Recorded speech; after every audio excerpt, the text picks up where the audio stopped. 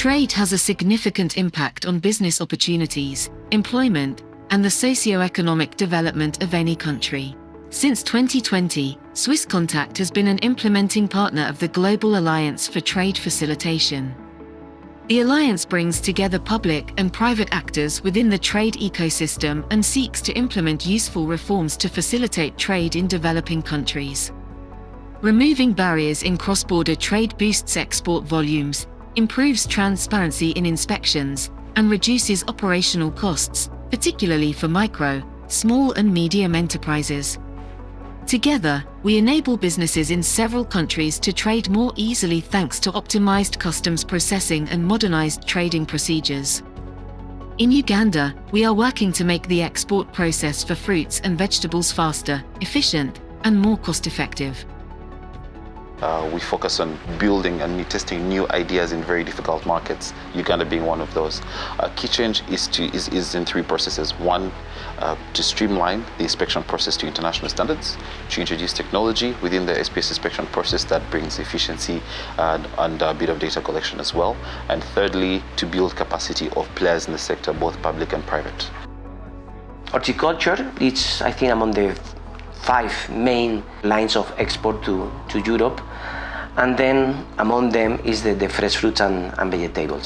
The EU undertook an audit of the horticultural sector for export to Europe in 2016 and another in 2019. And one of the main issues that they identified was precisely the compliance with the standards and the inspection. And then what happens, because the system in Uganda is not well set up to inspect, to survey, to certify, what happens is often, these consignments arrive to Europe and they are not, fit for market. So Swisscontact has specifically focused in one of those issues, which is the paperwork, in the process of export, and looking at to save time and to save money on the export process. No. The challenges affecting the horticulture and specifically fruit and vegetable sector are quite diverse. From a policy and regulatory standpoint, you have issues around capacity of inspectors and the regulator to control the sector and promote quality. We have challenges of storage, cold storage along the value chain. A lot of the fruit and vegetable that are exported, or the majority of it, comes from farms in rural areas that are far from exit points or far from the airport. In terms of wastage, we know right now that only about 20% of what is produced locally is exported. Of that 20%, about 34 to 35% is wasted. That is whether it is from farm to pack house or from pack house to the exit point, which is the airport in our case. A lot of time is spent during the inspection process, some lasting from 3 to 4 hours at the pack house and another hour at the airport. We've also found that by streamlining the processes at the pack house and focusing on where the key risk areas are, we can reduce that time by about 35% as well. And overall then, for the exporter, reduce the cost incurred in fruit and vegetable export per consignment by about 25%. Currently, as a country, we are earning about $200 million US a year out of these horticultural exports.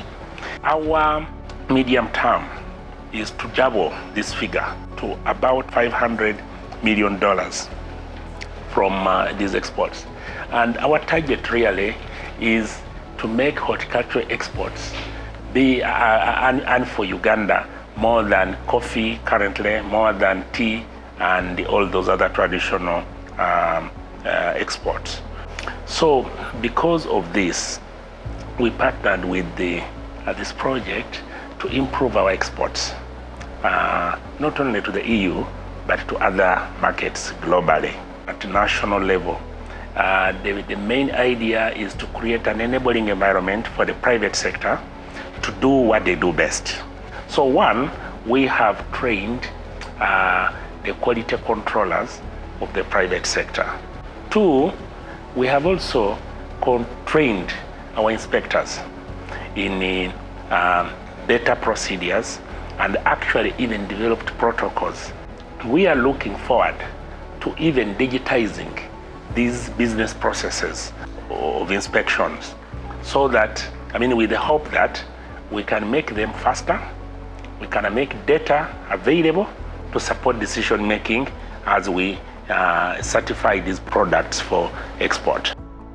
The Swisscontact approach generally to problem solving is not about doing the work for the stakeholders. It's about providing a route for advisory support, technical support, but also making sure that we are developing innovative solutions to those challenges together with the stakeholders. We're looking at it from a sustainability standpoint. Some of the interventions that we're bringing to the sector are innovative, they are long-term, but they need to be supported, and that's why the stakeholders are critical in ensuring that sustainability. We have realized that the long time we have been taking to inspect it has caused a lot of flight missing and a lot of rigorous documentation.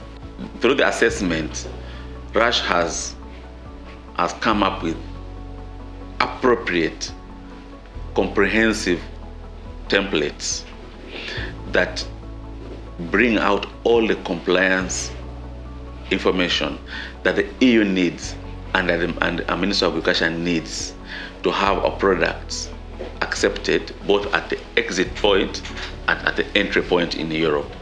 This is going to help reduce on this time wastage. As a business, definitely our profitability is going to increase. We're going to have capacity now to enter new markets. We realized from the beginning that data was a key component that was lacking in the decision making at the regulatory standpoint, but also at the private sector side in the way they were doing management and development. Secondly, we're strongly really a component of harmonizing the private sector. We're supporting the apex body that is bringing together all the associations to work in a more self-regulatory approach and to lobby stronger for better policies that support trade of fruit and vegetable. Swisscontact's long-term vision for trade in Uganda is a hope to replicate the successes of this project into other sectors, so beyond fruit and vegetable. We also hope to then push the digitization drive that we're using in this project into other sectors in trade, and more importantly, we hope then to make the trade associations, especially around agriculture, much stronger with the goal of self-regulation in the long term.